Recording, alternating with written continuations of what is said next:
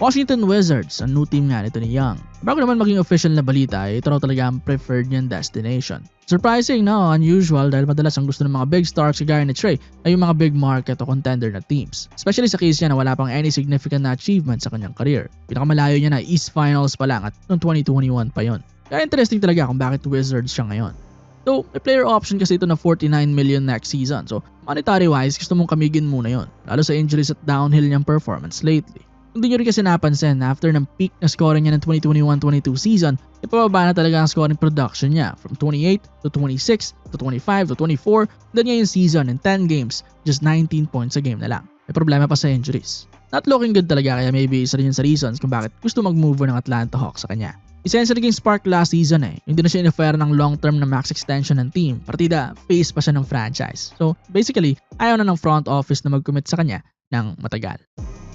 Pero yun nga, okay naman na ngayon. May Washington Wizards nang kumuha sa kanya. Kapalit sina CJ McCollum at Corey Kispert. Pag healthy, star pa rin naman ang laruan nito ni Trey. So get 20% na less na minutes compared last season, nag-average pa rin ito ng 19 points at 9 assists. Definitely magiging malaki pa rin ang impact na sa Wizards. Mabibigyan niya ng isang elite na point guard ang team. Bagay na kulang talaga sa kanila ng matagal na. Ang usay na ball handler, scorer, playmaker, kaya na maging focal point talaga ng opensa niya. Gagawin niyang better ang buong team.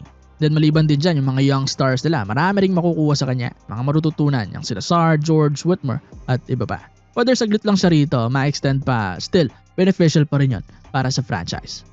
Pero speaking na rin dun sa future niya sa team yun yung uncertain pa. Pero most likely, minimum talaga na 2 seasons tong si Young sa team. Dahil malamang sa malamang ay ipipick up niya nga yung player option next season. Dahil baka di hamak na mas maliit na makuha niya sa next niyang offer based sa kanyang nilalaro at health ngayon. Sulitin niya muna yung siguradong pera.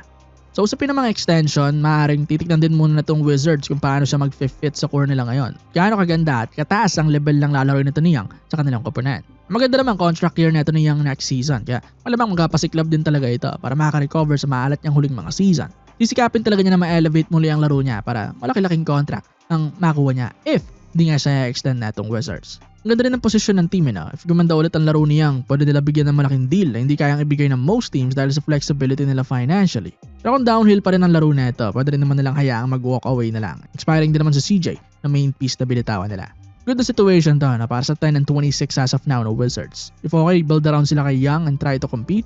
Pero kung di naman, pwede na sila mag-focus sa young core nila, patuloy hanapin ang kanilang magiging identity as a team at tsagain muli maging competitive. Ano man mangyari na may Young sila sa team. Here's Young on the drive, floater up and good! Atlanta takes a 1-point lead! Trae Young does it again in the play!